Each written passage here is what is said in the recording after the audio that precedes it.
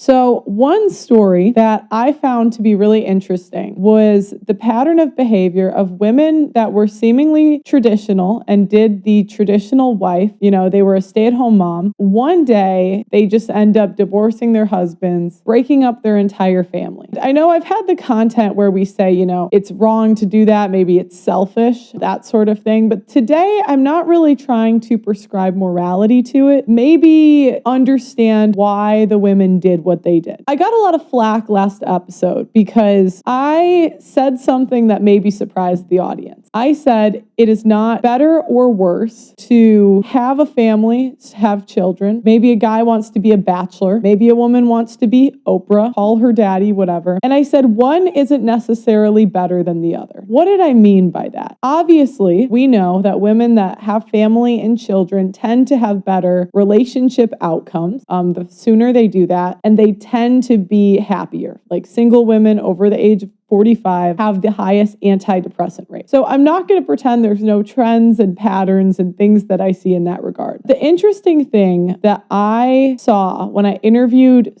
so many people was that it didn't really matter what race, ethnicity, or background people had. People are people, regardless of religion, race, or social class. Some of the rudest or maybe meanest women I'd ever met were from a more conservative background. And then you would meet a OF model who was really kind, caring, and compassionate to everyone in the room. So it made me realize that people maybe aren't as black and white as I thought. So what we see now is an increase in femininity content. And there's a whole sector of YouTube dedicated to femininity.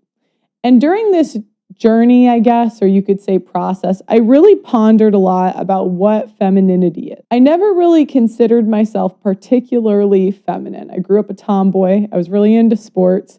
I never considered myself a girly girl. But I had a friend during this process that told me she became feminine. And the interesting thing was I would have femininity coaches on. I would have all of these different women that said they specialized in femininity, but none of them could really describe what it was. None of them could really explain it. And when someone says I became feminine, they would never give me an in-depth, detailed explanation of how they got there, right? So many women made it about hair, makeup, and nails. And, maybe that was part of it. But I didn't think it was as simple as maybe throwing on a flower dress and getting in the kitchen, taking off your shoes, being bare. And you see that on TikTok a lot. And so I started to think about the women that I considered to be the most feminine. And you think of maybe a grandma, an old aunt, and they just made you feel very warm, I guess is the way to describe it. And what I concluded is that femininity at its core is being selfless.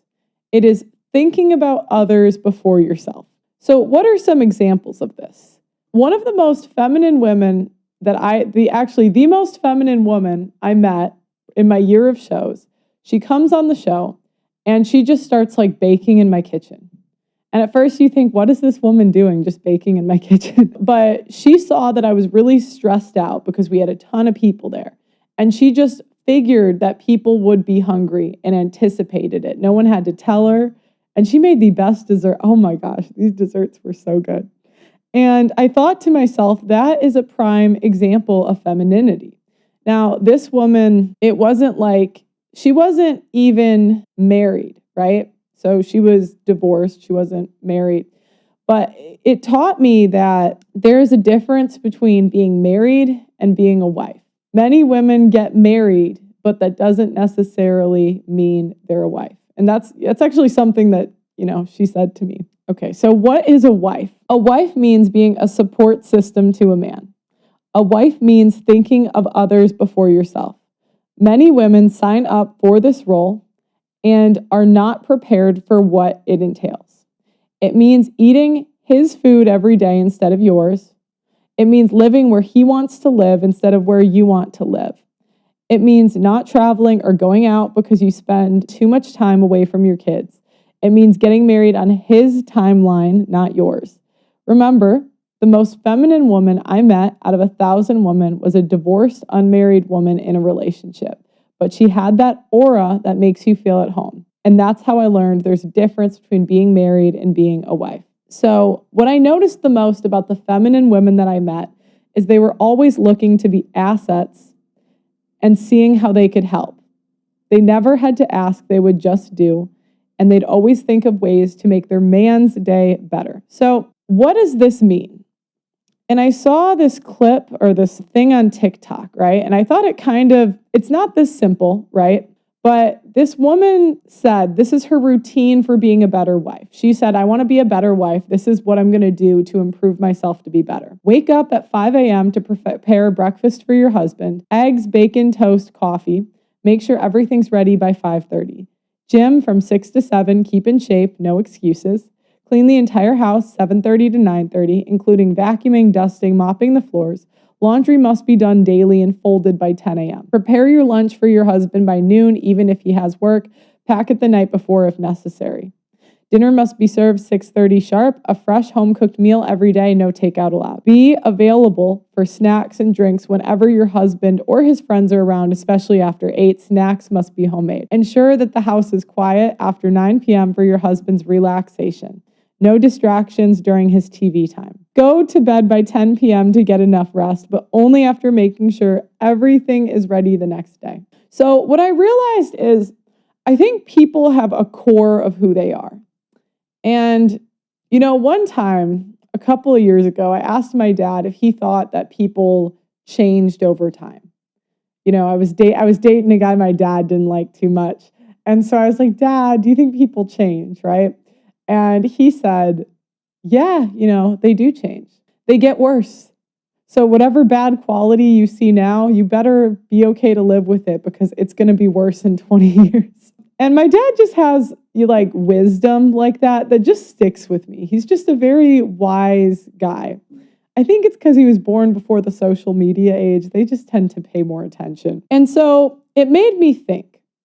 Most women today, and men, but especially we in particular, are encouraged, and I don't want to phrase this as a bad thing because it's not necessarily bad. We're encouraged to be very selfish. And we wake up and every decision we make is thinking about ourselves first. Now, I'm going to give you guys an example where this can be a good thing. A lawyer is not going to become partner at the firm without thinking about his self or himself first. He has to make sure, or she, that they wake up every day and they are the most energized they could be in order to pursue their career. Going after a career that is, that high-powered, you have to be selfish to some degree because every decision you're making is to better your career. And that's not necessarily a bad thing. In some ways, you can't help others before you help yourself. But many women, you guys saw what I just read, that's not really typical in 2024. And part of my process of interviewing 1,000 women was I learned what the role of a traditional wife was. And I realized how few women actually fulfilled that.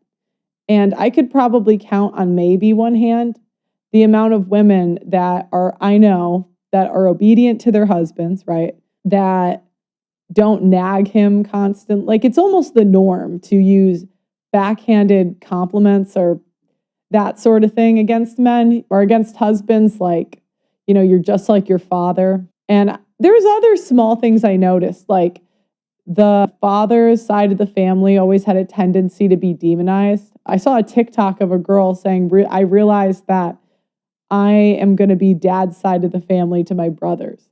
And it went super viral because it was so common for the dad side of the family to be trashed. Because women, in order to survive from an evolutionary point of view, reputation destruction is our biggest weapon. And what I realized is a lot of women do not, and not all, but a lot of women do not know themselves. And they are not aware that they are selfish people signing up for a selfless role.